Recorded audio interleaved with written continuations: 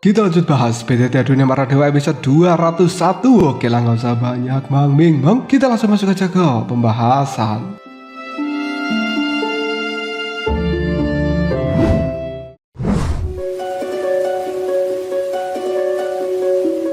Kata-kata dilontarkan oleh Soyen kali ini telah menusuk hati dari seorang Zhen Jian. Dan itu bagaikan tamparan keras di wajah dari tuan muda Zhen Jian ini. Zhen Jian hanya bisa merasakan sensasi terbakar di wajahnya. Dia berdiri dengan tatapan mata kosong tanpa bisa berkata apapun. Disebut keahliannya rendah, hanya memiliki gelar yang kosong. Hal ini bergema bergantian di dalam benak dari seorang Zhen Jian. Selama ini Zhen Jian telah mulai berlatih pedang ketika usianya baru menginjak 5 tahun.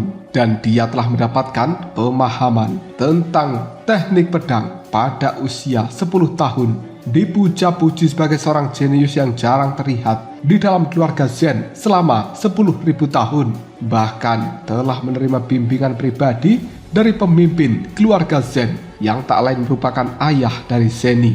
Namun Zhen Jian tak pernah bisa membayangkan bahwa setelah berlatih 9 pedang kekaisaran, dia masih tetap kalah dari seorang Dodi muda yang baru beberapa tahun berada di dalam benua Dodi. Dan yang paling dibencinya, orang ini adalah orang yang berasal dari keluarga bawahan keluarga Zhen, yaitu klan Xiao. Semakin Zhen Jian memikirkan tentang hal ini, semakin sulit untuk melepaskannya. Wajahnya memerah karena begitu menahan amarah. Tiba-tiba Zhen Jian mendongak. Kilatan cahaya ganas keluar dari matanya dan dia berteriak histeris. "Soyen, apakah kau pikir kau sudah menang? Kau salah. Aku masih punya kartu traf yang lainnya dan hari ini kau harus segera kukirimkan menuju alam baka." Soyen tak menyangka bahwa Zhen Jian akan begitu tidak tahu berterima kasihnya. Dia mencibir dengan nada meremehkan dan ekspresi jijik semakin jelas terlihat di wajah dari Soyen.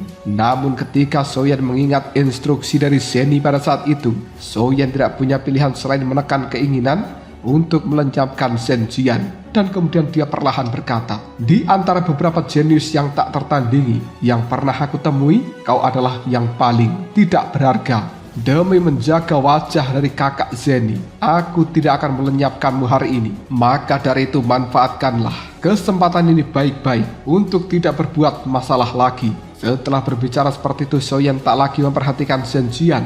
Dia melambaikan tangannya memberikan isyarat pada Long Yi dan juga Jing Wuchen untuk meninggalkan tempat ini. Sikap acuh tak acuh dari Soyen melukai harga diri Zhen Jian, menyebabkan dia kehilangan akal sehatnya. Zhen Jian mengeluarkan 7 kata penuh dengan amarah. 9 pedang kekaisaran, bentuk ke-6. Para pengawal yang ada di samping dari Zhen Jian segera memberikan nasihat dengan wajah yang penuh dengan kecemasan. "Tuan muda, jangan lakukan itu." Mereka semuanya tahu bahwa Zhen Jian baru saja sepenuhnya menguasai bentuk ke-5 dari 9 pedang kekaisaran. Meskipun dia telah melihat sekilas tentang ambang dari bentuk ke-6, dia masih memiliki jarak yang sangat jauh dari penguasaan sejati. Apabila Zhen Jian memaksakan menggunakan bentuk ke-6 ini, maka kontrol yang tidak tepat kemungkinan akan langsung memberikan reaksi serangan balik, dan konsekuensinya sungguh tak terbayangkan. Jika sampai terjadi sesuatu pada Zhen Jian, tak seorang pun pengawal akan bisa lepas karena gagal melindungi tuan muda mereka. Namun sayangnya amarah yang sudah meluap-luap menyebabkan Zhen Jian kehilangan akal sehatnya. Saat ini hanya ada satu pikiran di dalam hati nuraninya, yaitu menyingkirkan Soyen apapun resikonya. Karena hanya dengan menyingkirkan Soyen ini, seluruh penghinaan atas dirinya akan terhapus. Zhen Jian melambaikan tangan. Pedang besar berwarna emas yang tertancap di tebing kali ini langsung melesat dan kemudian kembali mendarat di tangan dari Zhen Jian. Dia menggenggam erat-erat pedang emas ini menggunakan kedua tangannya, lalu menyalurkan dogi ke dalam pedang emas tersebut. Seketika energi pedang telah berubah menjadi kekuatan yang luar biasa dengan fluktuasi energi yang sangat mengerikan. Tampaknya Hal ini bisa menghancurkan apapun, menyebabkan seluruh ruang yang berada di tempat sekitar menjadi bergetar dan juga terdistorsi. Namun Shen Jian sama sekali tak mampu mengendalikan kekuatan dahsyat dari bentuk keenam, membuat tangannya gemetar hebat. Tetesan cairan merah juga telah merembes keluar dari pori-pori di seluruh tubuhnya. Kali ini Shen Jian benar-benar sangat menyedihkan. Salah satu pengawal kemudian berteriak, "Tuan Muda, hentikan! Anda tidak bisa menahan serangan balik dari teknik pedang bentuk keenam ini. Nyawa Anda akan dalam bahaya." Melihat situasi semakin genting, banyak para penjaga bergegas maju, berdiri di depan dari Shen Jian dan berharap bisa menyadarkan dia dari kegilaan ini. Namun Shen Jian tak peduli, malah berteriak, "Kalian semuanya pergilah!" Rasa sakitnya menyiksa setiap inci dari kulit Shen Jian, tak pernah dia pedulikan. Wajahnya telah berubah menjadi sangat mengerikan. Namun dia tidak berniat untuk mundur dan malah mengayunkan pedang emas di tangannya. Di tengah deru suara dari tebasan pedang, bebatuan di tempat sekitar langsung hancur akibat tertekan oleh kekuatan penghancuran di pedang yang luar biasa ini. Dan kelompok Dodi yang sama sekali tak mampu melawan, semuanya juga telah tersapu oleh angin kencang yang dihasilkan oleh energi pedang dari Shen Jian. Tak lama kemudian hal itu memperlihatkan sosok dari Zhou Yan dan juga dua rekannya yang tak jauh di depan sana.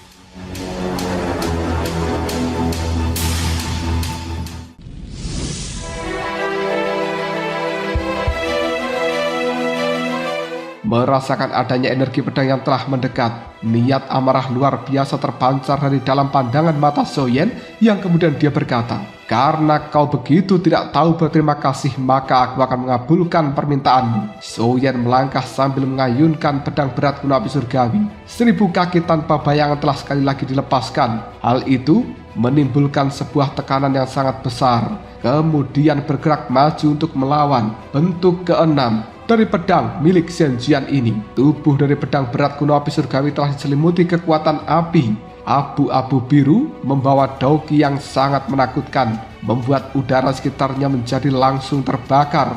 Dan kemudian hal ini benar-benar mendorong mundur dari aura pedang bentuk keenam milik Shen Jian. Konfrontasi ini pun tetap sama, tanpa ketegangan. Pedang berat kuno api surgawi dengan kekuatan yang luar biasa mampu menghancurkan energi pedang bentuk keenam, bahkan juga telah memecahkan baju zirah emas yang digunakan di tubuh dari Shen Jian, merubahnya menjadi bintik-bintik cahaya keemasan. Saat ini Shen Jian benar-benar dalam posisi yang sangat rentan. Jika kekuatan pedang milik Zhou Yan menghantam tubuhnya, pasti Shen Jian akan terluka parah. Tepat pada saat krisis hidup dan mati ini, di bawah tatapan mata Dodi yang berada di sisi dari Shen Jian, mata Zhou Yan berkedut dengan cepat. Secercah keraguan terlintas dalam pandangan mata Zhou Yan ini. Tangan kiri dari Zhou Yan tiba-tiba saja mengayun, lalu mengenai pergelangan tangan kanannya sendiri yang telah memegang pedang berat kuno api surgawi.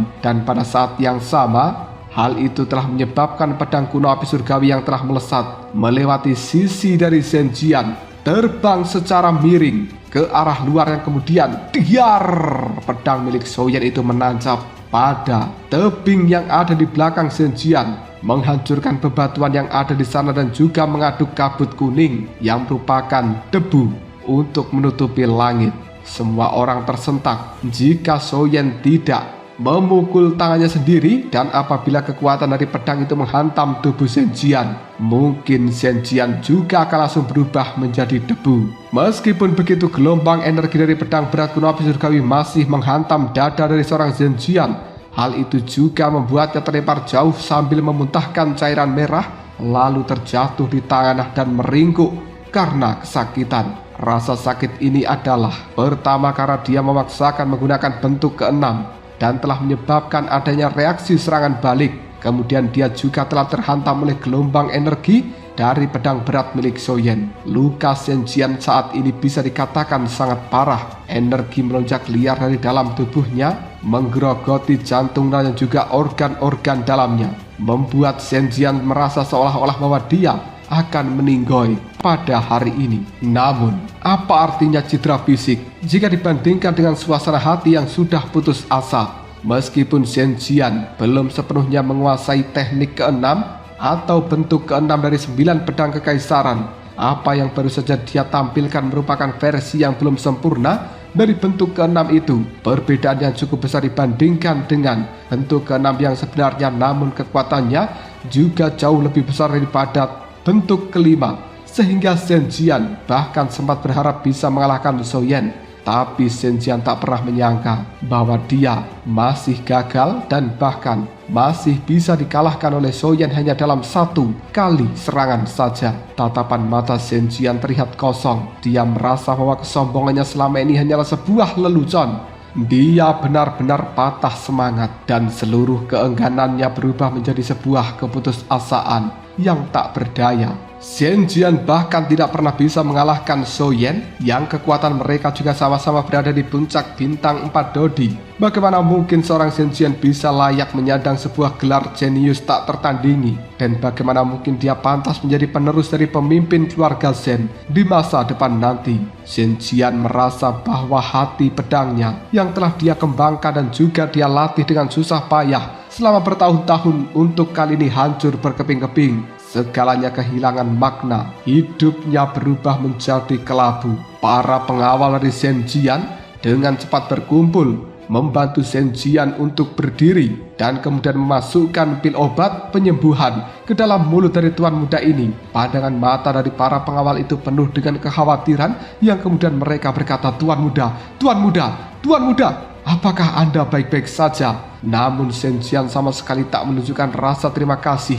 Dia malah meludahkan pil obat sambil berusaha bangun sendiri. Dia tak memandang para pengawalnya, juga tidak memperhatikan Zhou Yan. Shen Jian berjalan terhuyung-huyung ke arah yang sama, tapi karena luka-luka di tubuhnya sangat parah, dia hanya berjalan beberapa langkah sebelum akhirnya jatuh tersungkur ke tanah kembali. Namun dia menopang tubuhnya dengan kedua tangan, terhuyung beberapa kali lalu berdiri lagi dan terus bergerak maju. Para pengawal menatap sosok dari Shen Jian yang telah menjauh. Mereka semuanya dipenuhi dengan kekhawatiran, tapi tidak tahu harus berbuat apa. Dan setelah beberapa saat, seorang penjaga teringat sesuatu dan dia berteriak, "Tuan muda, Anda belum mengambil pedang agung Anda." Shen Jian mengabaikannya. Dia masih berjalan terhuyung maju dengan tatapan mata kosong tanpa kehidupan.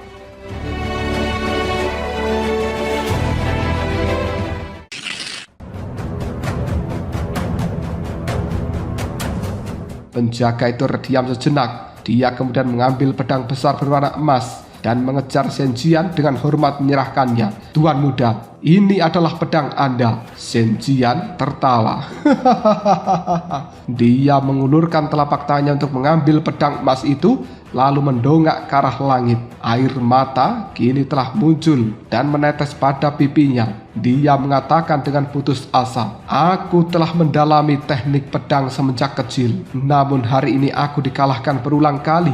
Apa yang masih pantas kulakukan dengan pedang ini?" Para penjaga tak mampu menimpali perkataan dari Shen Jian. Mereka hanya bisa menyaksikan sosok dari Shen Jian yang murung perlahan berjalan untuk menjauh. Seorang penjaga yang lainnya kemudian berkata, "Singkirkan pedang besar itu. Mari kita ikuti dia. Jika sampai sesuatu terjadi pada tuan muda, tak seorang pun dari kita akan selamat." Setelah berkata seperti ini, penjaga itu pun menoleh ke arah Zhou Yan dengan ekspresi yang luar biasa kompleksnya. Dia lalu melambaikan tangannya, memimpin para penjaga yang lain untuk segera mengikuti Shen Jian. Jalan setapak di pegunungan ini kembali sunyi. Angin pegunungan berhembus, menyebarkan debu-debu ke arah udara dan melukiskan sedikit nuansa penindasan. Di langit senja, Zhou Yan menyaksikan pemandangan ini dalam diam. Wajahnya tetap tanpa ekspresi. Sementara Jing Wuchen segera mendekati pada Zhou Yan dan kemudian dia berkata, "Niat amarahmu yang barusan begitu kuat. Kukira kau akan benar-benar melenyapkan dia. Namun kau mampu mengendalikan emosi ketika kau sedang marah dan bahkan menarik kembali gerakanmu sesuka hati selama pertarungan hidup dan mati. Saudara Zhou Yan, ketenangan dan juga kendalimu yang luar biasa atas teknik Dao benar-benar membuat diriku sangat terkesan." Souyan dengan wajah yang muram dia menimpali. Shen Jian itu terlalu tidak tahu berterima kasih. Dia jelas-jelas orang yang lebih rendah dari diriku, tapi terus saja menggangguku. Tadi aku memang ingin melenyapkannya, tapi kau dan aku sama-sama tahu bahwa pengecualian benar-benar diperlukan. Lebih baik jangan melenyapkan Shen Jian untuk saat ini. Meskipun aku tidak melenyapkan dia, tapi dia sudah bisa dianggap hampir lumpuh. Jing Wuchen pun bertanya, apa maksudmu? Souyan kemudian menimpali. Aku hanya melihat dari ekspresi sedih Shen Jian barusan. Karena bakatnya yang luar biasa, Shen Jian bisa dianggap sebagai seorang jenius yang tak tertandingi di dalam keluarga Shen. Tapi dia terlalu sombong dan tidak pernah mengalami sebuah kemunduran selama ini. Orang seperti itu, meskipun tampak lembut dan juga sopan di luar, pasti sangat sombong dan juga bangga di dalam hatinya, serta sulit menerima sebuah kegagalan, terutama pada orang sepertiku yang statusnya sangat berbeda dari dirinya. Bisa dikatakan bahwa kekalahan hari ini adalah sebuah penghinaan besar di dalam hidup Shen Jian. Mengingat sifat hatinya, mungkin ini akan menjadi bayangan yang tak pernah bisa dia singkirkan, dan dia selalu bangga dengan pedangnya sepanjang hidupnya. Hati pedang adalah sumber dan juga dorongan terus-menerus untuk berkembang dari akar kultivasinya yang pesat. Sekarang setelah dia meninggalkan pedangnya dan juga hati pedangnya telah hancur, aku khawatir dia akan cukup kesulitan untuk membuat kemajuan lebih lanjut di dalam jalan pedang pada kehidupannya ini. Jing Wuchen mengacungkan jempol. Itu lebih baik dan bahkan lebih baik daripada melenyapkan dia. Namun detik berikutnya raut wajah dari seorang Jing Wuchen langsung berubah murung dan berpikir bahwa Souyan mungkin telah menyinggung keluarga Shen. Karena masalah ini, dia kemudian memberikan sebuah peringatan. Tapi saudaraku Souyan, setelah menderita pukulan seperti itu, Shen Jian pasti akan menyimpan dendam. Dan di masa depan dia mungkin telah menargetkanmu secara khusus. Jadi kau harus waspada. Souyan segera menimpali. Tidak apa-apa. Jika dia tidak bisa menyelesaikan konflik hatinya sendiri dan melewati rintangan ini, siapa yang bisa dia salahkan? Jika kau adalah pemimpin dari keluarga Shen, menurutmu apa yang lebih penting dari keluarga Shen itu sendiri? Shen Jian yang cacat atau sebuah keluarga yang berafiliasi? Jing Wuchen hanya tersenyum sambil menimpali. Sepertinya aku terlalu khawatir dalam hal ini. Souyan kembali mengatakan, sayang sekali. Aku tidak pernah menyangka bahwa aura seorang jenius bisa meredup dengan begitu mudah. Tampaknya di jalan seorang Dodi, bakat bukanlah hal yang terpenting, tapi ketekunan yang tak kenal lelah dan juga sifat hati yang semakin kuat dengan setiap kemunduran, bahkan itu yang lebih penting. Jing Wuchen menganggukkan kepalanya tanda setuju. Lalu dia berkata, tapi saudara Souyan, apakah menurutmu Hun Yingjue ada di dekat sini? Mungkinkah dia juga telah menyaksikan konflik antara kau dengan Shen Jian? Souyan menggelengkan kepalanya. Aku tidak tahu. Dan jika aku mengetahui keberadaan dari orang sialan itu, aku tak perlu waspada seperti ini.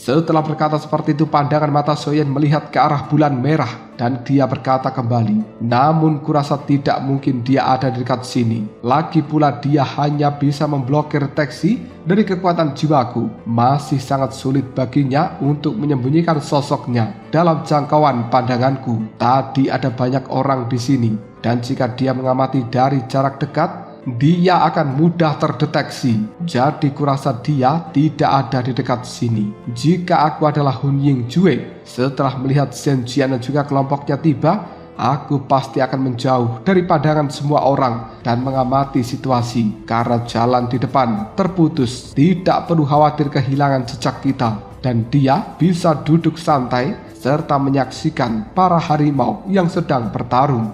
Jing Wuchen dan juga Long Yi menganggukkan kepalanya. Cukup masuk akal. Jing Wuchen bertanya, jadi menurut kalian Hun Yingjue tidak akan melancarkan serangan mendadak kepada kita untuk saat ini? Souyan pun menimpali. Kurasa tidak. Dia sudah beberapa kali gagal dalam serangan mendadak berturut-turut. Jadi dia tahu kita pasti sudah meningkatkan kewaspadaan. Ditambah lagi setelah aku mengalahkan Shen Jian, dia pasti akan jauh lebih berhati-hati. karena gentar dengan kekuatan kita. Jing Wuchen bertanya, lalu menurutmu apakah kita akan menganggap bahwa kita terlalu direpotkan atau menyerah begitu saja? Mendengarkan hal itu, Zhou Yan sedikit terkejut yang kemudian dia tersenyum. Kau selalu memikirkan hal-hal baik. Dia tidak akan pernah menyerah. Melenyapkanku mungkin adalah misinya di alam ilusi ini, dan kita telah membuatnya gagal berulang kali sebelumnya. Bagi seseorang yang hampir tidak pernah gagal, ini adalah penghinaan yang paling besar. Jadi, aku berspekulasi bahwa dia pasti akan melancarkan lebih sedikit serangan di masa depan, dan begitu dia melakukannya, pasti akan menjadi sesuatu yang mengguncang dunia. Dengan kata lain, jika kita diserang lagi, itu akan jauh lebih berbahaya daripada serangan-serangan sebelumnya. Long Yi segera memasukkan tombak petirnya ke arah tanah sambil berkata, Hun Ying Jue, orang ini benar-benar menyebalkan. Jing Wuchen juga mengepalkan tinjunya tepat sekali. Tahu dia bersembunyi di balik bayangan dekat sini, tapi tidak bisa menemukannya. Itu benar-benar sangat membuatku frustasi. Melihat ekspresi sedih dari kedua temannya ini, Zhou Yan menenangkan diri dan kemudian membangkitkan semangat. Kalian tak perlu khawatir. Begitu kita sampai pada area dalam, pasti ada cara untuk menghadapi Hun Ying Jue. Kalian berdua tidak percaya padaku. Aku masih mengincar harta karun yang dimilikinya yang bisa menghalangi deteksi dari kekuatan jiwa. Jing Wuchen kemudian berkata, tapi bahkan hingga detik ini kita belum tahu bagaimana caranya masuk ke area dalam. Zhou Yan segera berkata, kau tak perlu khawatir soal hal itu. Begitu banyak orang yang masuk, kita pasti akan bisa menemukan pintu masuknya jika kita memperhatikan dengan seksama. Ayo pergi. Setelah berkata seperti ini, Zhou Yan langsung memimpin jalan dan mereka pun telah sampai di ujung jalan setapak dari pegunungan ini. Di bawah ada awan dan juga kabut yang masih berputar-putar. Zhou Yan dan juga dua rekannya mengamati dengan tenang. Malam hari telah tiba. Mata dari Long Yi sekali berkilat, mulai menunjukkan sebuah ketidaksabaran. Jing Wuchen juga tak kuasa menahan diri untuk menggerutu. Kita sudah mencari jalan masuknya selama setengah hari. Bagaimana mungkin masih belum bisa menemukan pintu masuknya? Zhou Yan kemudian berkata, apakah kalian masih tidak sabar? Setelah waktu sesingkat ini, kita perlu belajar dari kekuatan lawan. Lihat Hun Ying Jue, untuk bisa menyingkirkanku, dia masih dengan sabar melacak kita begitu lama tanpa menunjukkan dirinya. Apakah kalian berdua tidak mengalami kemajuan dalam hal kesabaran? Jing Wuchen dengan cemberut, memikirkan Hun Ying Jue saja membuatku merasa seperti ada duri di dalam dagingku. Bagaimana mungkin aku bisa belajar untuk bersabar? Zhou Yan hanya tersenyum, tak mengatakan apapun lagi. Malam semakin larut, angin telah bertiup, suasana menjadi semakin sepi. Tepat ketika kesabaran dari Jing Wuchen dan juga Long Yi hampir habis, kabut putih yang telah menutupi penghalang di bawah jalan gunung ini tiba-tiba bergejolak dan juga berputar, perlahan menyebar pada kedua sisi untuk langsung memperlihatkan penghalang tembus pandang. Dan pada saat yang sama, bulan purnama merah yang ada di langit menjadi jauh lebih terang dengan pilar cahaya yang telah memancar dari bulan itu yang kemudian menyinari penghalang energi yang ada di bawah sana. Diterangi oleh sinar cahaya merah ini, penghalang energi tiba-tiba saja membentuk sebuah lubang melingkar dengan diameter sekitar 5 meter saja dan juga memancarkan sebuah cahaya redup. Jing Wuchen ketika melihat hal ini melompat kegirangan. Hei, lihatlah, itu adalah pintu masuk menuju area dalam. Ayo, cepat kita masuk. Zhou Yan menghentikan langkah dari Jing Wuchen. Jangan terburu-buru. Detik berikutnya Zhou Yan mengambil sebuah batu dan dia menjentikkan batu itu untuk melesat menembus pilar cahaya berwarna merah lalu jatuh pada lubang bundar pada penghalang energi itu. Kali ini batu yang dilemparkan Zhou Yan tidak hancur, melainkan benar-benar masuk ke dalam lubang dalam keadaan yang utuh. Jing Wuchen dan juga Long Yi menajamkan telinga mereka, tapi tidak mendengarkan suara apapun, seolah-olah lubang melingkar itu adalah sebuah lubang yang telah mengarah pada jurang tanpa dasar. Jing Wuchen melihat Zhou Yan dan bertanya, apakah kita akan benar-benar masuk ke dalam sana? Zhou Yan tersenyum sambil menimpali. Aku baru saja menempelkan kekuatan jiwaku pada batu itu dan mampu merasakan ruang yang sangat luas di bawahnya. Batu itu masih mengambang di udara, bahkan belum menyentuh tanah. Setelah berkata seperti ini, Xiaoyan melangkah maju, berdiri pada pilar cahaya dari bulan purnama merah, lalu turun ke dalam lubang yang telah melingkar. Xiaoyan memanggil Jing Wuchen dan juga Long Yi. Pilar cahaya ini tidak membahayakan orang. Cepatlah, kalian bisa turun sekarang. Tanpa ragu lagi, Jing Wuchen dan juga Long Yi langsung melompat untuk menyusul Xiaoyan. Saat ketiganya mendarat pada lubang, ruang yang ada di sekitar mereka telah berputar-putar, yang kemudian sebuah kekuatan misterius menyelimuti tubuh mereka untuk menarik ke dalam lubang bundar itu.